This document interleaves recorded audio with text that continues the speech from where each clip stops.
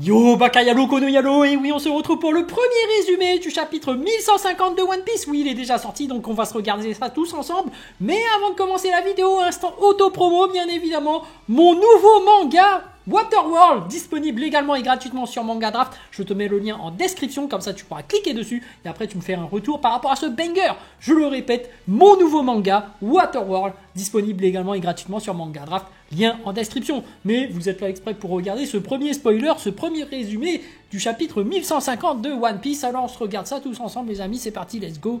Boum, c'est parti.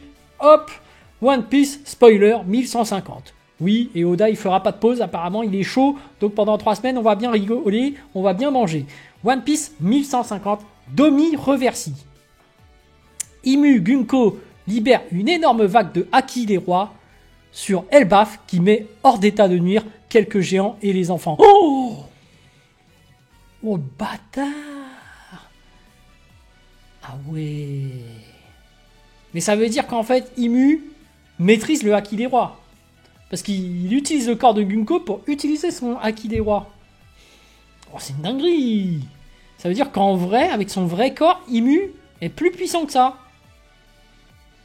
Bon, après, énorme, on va voir, hein, mais... Bon, là, putain, Imu, moi, je pensais que c'était pas une combattante. Je pensais que c'était... Parce que dès que le robot, là, il avait libéré son haki des rois, elle était là, Imu, ou elle, il ou elle, hein, il était en stress, c'était là, ah, c'est le haki des rois de Chai Boy. Et là, en fait, non, lui aussi peut faire ça. Ou elle. Bon, bref, Dory, Brogy et les pirates géants attaquent Imu Gunko. Ok.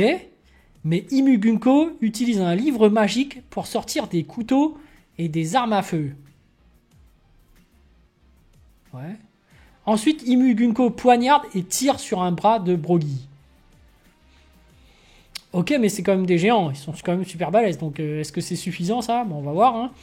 Puisqu'Elbaf n'a pas de roi, Imu Gunko déclare que Dory et Brogy doivent être les nouveaux rois. Puis Imu Gunko utilise une technique appelée Contrat du diable et transforme Dory et Brogy en démons dotés d'une grande force et d'immortalité. Non! Non, ils étaient pas consentants là. Tu peux pas leur faire le coup. En échange d'une petite partie de leur durée de vie. Mais non. Attends, ils n'ont pas signé le contrat. Contrat du diable, c'était forcé là. Non. Ok. Le chapitre se termine avec Imu Gunko commandant une armée de démons composée de géants transformés en démons géants. Plus les MMA, monstres qui viennent des rêves, pour tuer Jarl. Oh purée. Les démons géants ont maintenant la taille d'Oars. Wow, Imu-sama est vachement puissant. Hein. D'un autre côté, Marie-Jo se fait attaquer par Mihawk, donc faut bien qu'elle qu'il fasse quelque chose pour sauver. Bon, on verra par la suite ce qui se passe là-bas, hein, mais voilà. Sur ce, les amis, je vous dis donc à plus dans le bus, ou plutôt à plus tard dans le car, ou plutôt à bientôt dans le bateau.